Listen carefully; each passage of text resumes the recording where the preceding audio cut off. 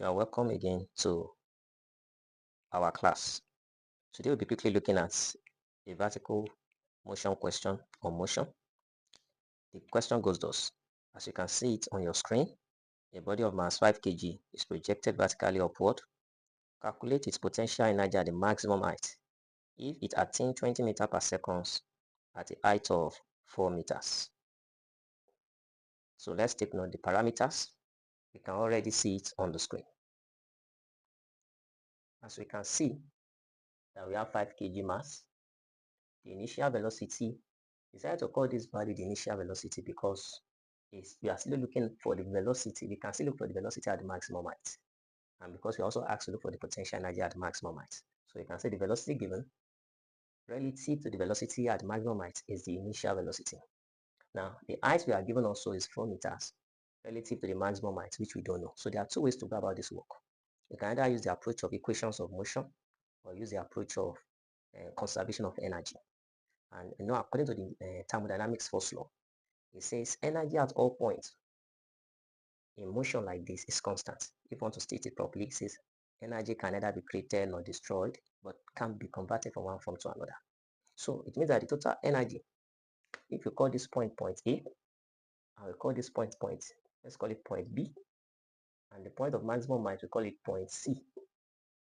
It means that at point C, which is the starting point, the body has only kinetic energy. Why kinetic energy alone?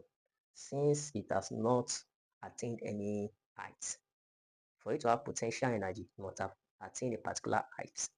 Because the formula of potential energy is mgh. Potential energy is directly proportional to height. Both mass and acceleration due to gravity are constant. So at point A, there's no height. It has only velocity. That is the velocity with which we used to project it, which we don't know, we were not given.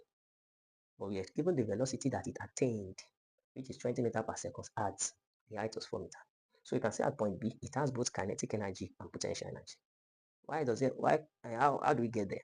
Kinetic energy because of 20 meters per second speed, and potential energy because it has attained the height of what? 4 meters.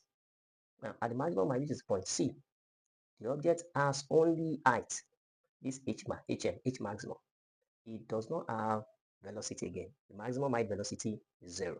So we can see object here has kinetic energy, which will be maximum, the highest form. As it goes up, the kinetic energy is decreasing, the potential energy is increasing. Kinetic energy is decreasing, it decreased to 20, and eventually the speed decreased to 20 and eventually decreased to 0. So the kinetic energy is decreasing. The potential energy was 0 here. Then it started increasing as the height increased to 4 meters, and it has a particular maximum height potential energy,